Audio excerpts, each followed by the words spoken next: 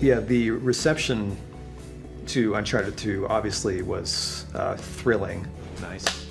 It's so hard when you're so close to a game that you've slaved away on for months and months and months that, you know, all you're going to see initially are the faults. So, you know, when the review stores started coming in, we're like, wow, really? Really? Wow, they didn't notice that thing? Oh, wow, okay, great, awesome. Like getting like so many Game of the Years and like just all those perfect scores and whatever, just so much praise for one game. How many times did it happen in your life? If you're very, very lucky. But at the same time, there was also that, oh shit, people's expectations are going to be through the roof for the sequel. Guess we better get started.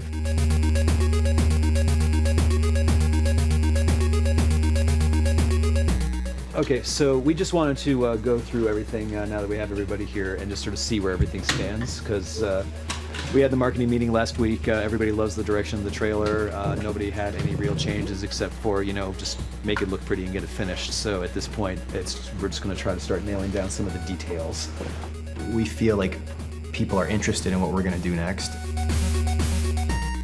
And so we wanted to make a piece that sort of suggested, like, this is where the game is going.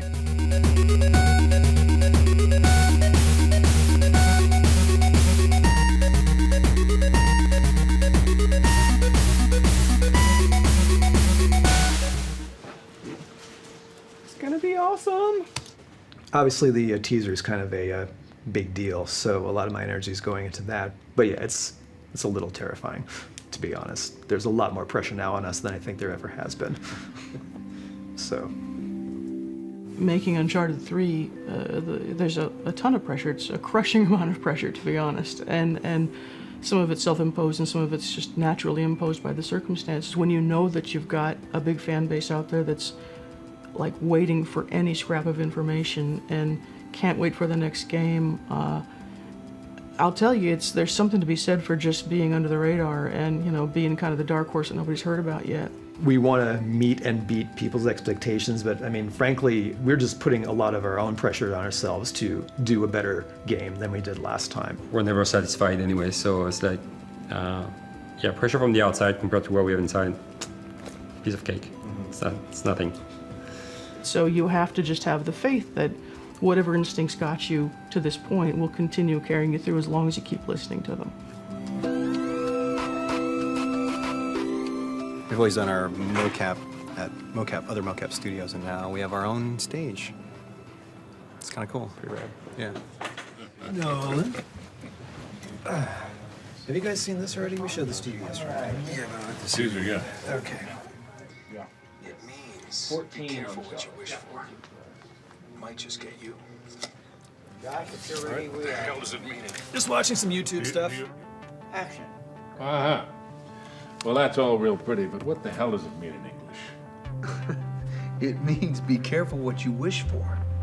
It might just get you. Did you know how popular it was going to be when you stepped onto the project? I had no idea what it was.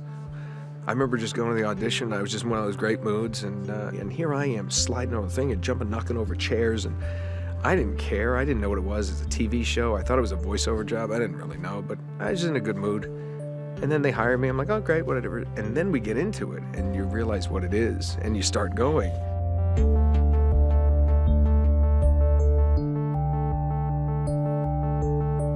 And then it's like, and then you realize, and then you're having so much fun.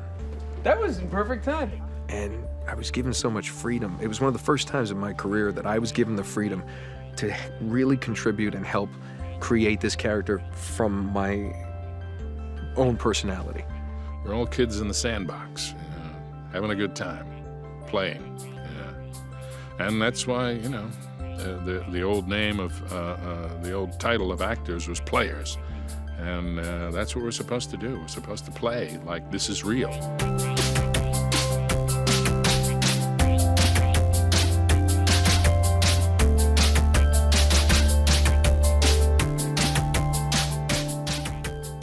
And people love it so much. And they're like, I mean, greatest game I've ever played. You know, it's incredibly flattering. And like I said, it's the best job I've ever had in 15 years in this business. Television, film, doesn't matter. There's nothing better than this. All men dream, but not equally. Anything different in tone, though? Was that getting a little crusty, It's a little too dreamy, I think. All men dream. Yeah, well, yeah, but be not careful. equally. Careful about don't get too crusty, because this is the first time Drake's voice is going to be heard in this trailer that's going out at the Spike VGAs, basically. So you want to make sure it's all recognizable. Well, I would say we're both excited and worried about our approach to the trailer and how the audience might react to it. You know, in the midst of a lot of other quick cut trailers and trailers that may be focusing on the visceral experience, doing something that was more of a vignette that had a mood to it is both maybe a positive thing because it may make us stand out, but a risk because it may make us stand out in the wrong way, right? That's always the concern, is you want to be going off in a direction that's bold, but, you know, you're rolling the dice. This I did.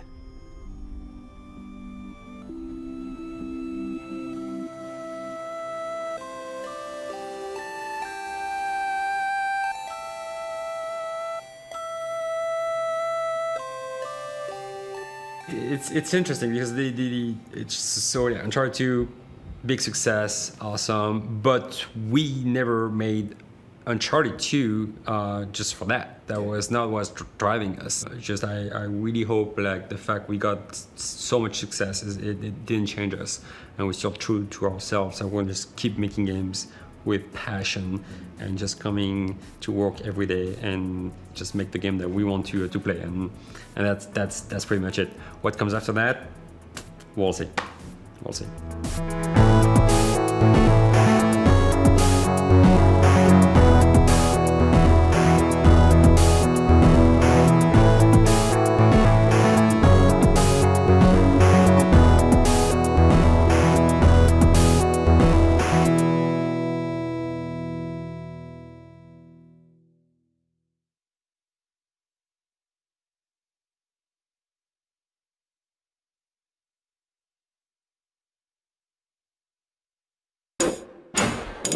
PlayStation